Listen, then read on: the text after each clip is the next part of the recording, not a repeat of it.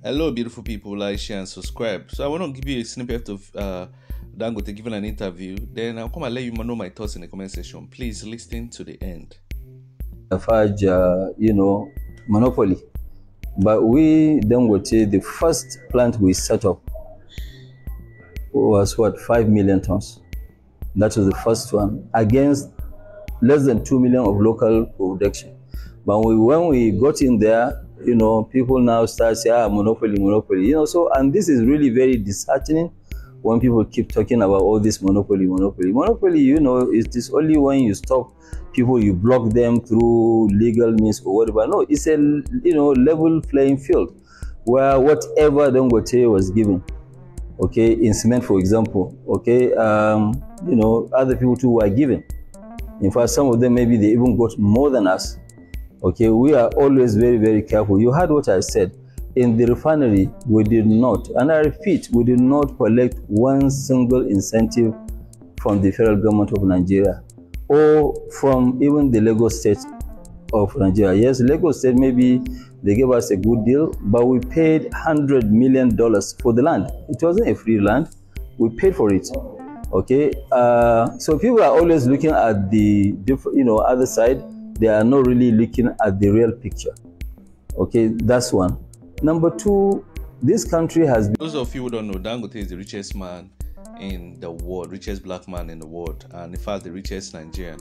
A lot of people have been accusing Dangote of monopoly. By the way, Dangote is building, I think, the second largest refinery in the world, or number one, I'm not too sure, but it's between number one and number two in the world, which would have helped Nigeria gain FX and everything. But there's a problem to the whole thing. A lot of people have been accusing Dangote of monopoly in the past, and even me to have attacked him too. Many people, many Nigerians see him that way. Many Nigerians don't see Dangote positively, and I will tell you why. I remember there was one time Dangote trucks, he killed some students. Dangote was giving them a paltry sum of amount, very poor peanuts, because the Nigerian government is a weak institution. And I think that story went by. They killed a lot of people. And a lot of people accused Dangote trailers of killing people. And nothing happened. They don't pay the people proper compensation. So it's just a form of criminality going on. I don't even know. I'm sure Dangote is aware. And you should act on that. If your truck kills somebody, you should pay them minimum 5 million, 10 million. But the money Dangote was saying in the papers was, I'm telling you, it was trash money. I remember I was so angry that I've forgotten the amount, but it was trash money. If you go back to the dailies, you will see it. Then there's a case of Ibuto Cement. A lot of people accuse Dangote of monopoly in Nigeria, that he has killed all the cement factories in Nigeria. He wants to be the only sole importer of cement. And I can remember something that can give credit to that statement. During Corona, when everywhere was shut down, Dangote and his brother, what's his name, this other northerner, we are the only people allowed to export cement outside Nigeria. Do you understand? Out of all the people that produces cement, the whole country was shut down. How can you just give only 2 people access to be able to export?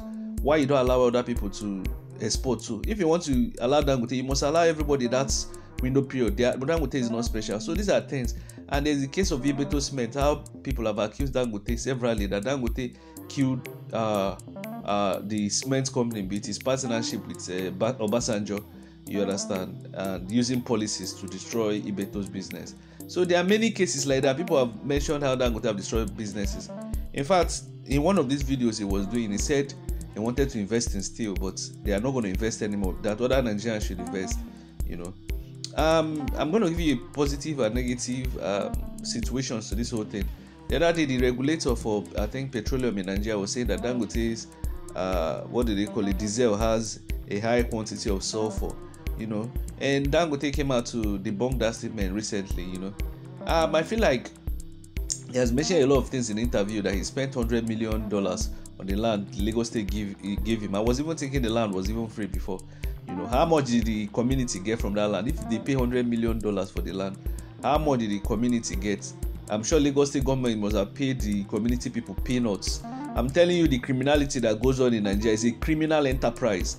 And when you see them, they will wear Babariga and come out and be give you peanuts, and many of you act like fools. So this is just some of the criminality that goes on in that country. Then, and let me even talk of Dangote itself. Me, I don't know, I've always said it, I've noticed a pattern in Dangote too. I'm not going to criticize him totally. For the first time, I feel for him. I feel so much for the man, because I don't know, the man is one of the few Nigerians that actually invest in Nigeria with a lot of money. You might say all manner, I can say all manner of bad things about him or how he wants to do monopoly and everything, but for him to invest his billions in Nigeria, it's not easy. I have an APC friend that told me he will never invest in Nigeria, and me too. I would, because if you really look at it, Nigeria doesn't have a good business climate, but this man invests, even though the government has been supporting him over the years. There's this kind of silent support they give him. Him and Emefiele together, Chuka and Ita are treasuries, and they said we were selling the dollar so cheap for him. We have heard of how Dangote collects loan in banks without collateral and all those. There's a lot of criminality going on that if he does it in another country, it will be sanctioned, But Nigeria is a criminal enterprise. Anybody can misbehave. I want to tell him now that Tinubu government is showing him that he cannot do this monopoly, he should retrace his step, and maybe, how I've always mentioned it, maybe clean his image a little bit, because a lot of people like him. If he wants to do things, he must do it in all the six geopolitical zones. Everybody buy his products.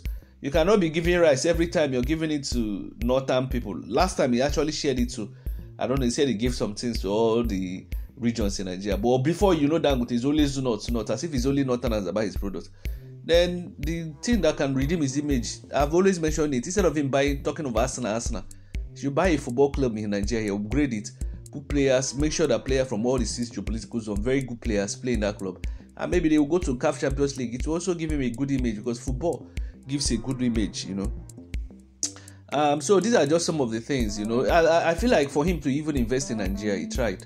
Me, I can't invest in Nigeria, no matter how many politicians I know, because I believe that tomorrow another one can come crush him. This is the first time we Nigerians are seeing Dangote cry, and he must retrace his step. If his trailers keep people, he must pay them well. There are a lot of things, and he must stop palling with the government too much. How can you and Emefiele be dipping hand into our treasury? Does it make sense? They're giving you the dollar at very cheap rates, and other businessmen are buying it at high rates. So that's unfair competition. You understand? Even Deji Aderoju is even attacking him. So many Nigerians have that opinion. So I don't know, but the only thing I forgive him is that for him to even invest billions of dollars of his money in Nigeria, he tried. I remember one time he was saying that he will put his headquarters in New York when he wants to die.